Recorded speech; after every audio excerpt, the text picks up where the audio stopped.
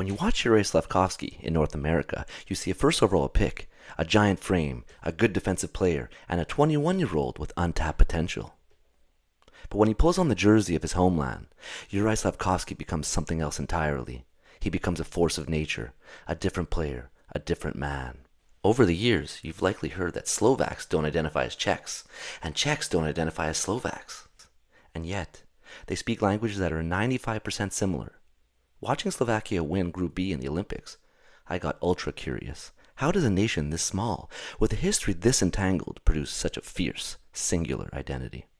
This is the underdog story of Slovakia, and the underlying reason for the dominance of Juraj Slafkovský when he represents his homeland. It began in the 800s, Great Moravia. For a brief window, the ancestors of the Czechs and Slovaks were one. They shared a throne and a mission, but when that empire fell in 907 AD, the geography of the Carpathians became a fortress. While the plains were being assimilated by empires, including 1,000 years under Hungarian rule, the Slovak identity remained unchanged and isolated in the peaks.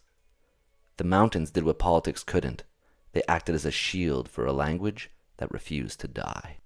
When the rule of the Austro-Hungarian Empire fell, the Czechs and Slovaks briefly united as Czechoslovakia for mutual political benefit, and partially due to their 95% similar languages.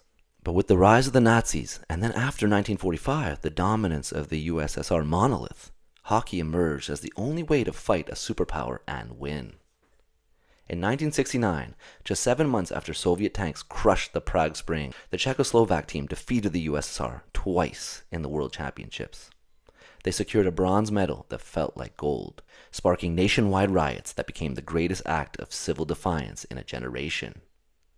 Beating the Soviets wasn't about a trophy, it was an act of national survival. When the Velvet Divorce happened in 1993, which split Czechoslovakia and created the two independent nations, the Czech Republic and Slovakia, the world told Slovakia to start from the bottom.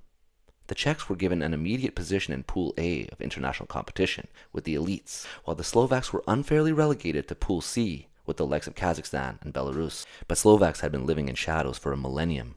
They knew exactly how to climb out. 9 years later, in 2002, the climb was complete when they took gold at the World Championships, defeating Russia 4-3. It wasn't just a sports headline. It was the moment a nation that had been hidden since the fall of Great Moravia finally told the world its name, Slovakia. Independent, sovereign, elite. When you see that double cross on the mountain on Juraj Slafkovský's jersey, you aren't just looking at a logo.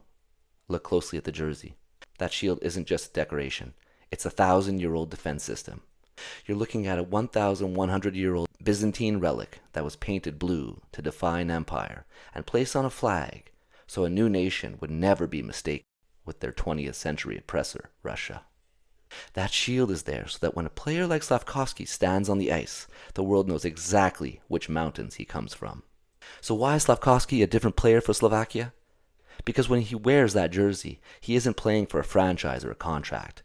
He's playing for 5 million Slovakians and the 1,000 years his ancestors spent in those mountains. He's playing for the 95% similarity that makes the 5% difference. The 5% that is uniquely, stubbornly Slovak. Because in this country, it was never just a game. It was the only way Slovakians could finally tell the world who they are. Slovakia, the Hockey Republic.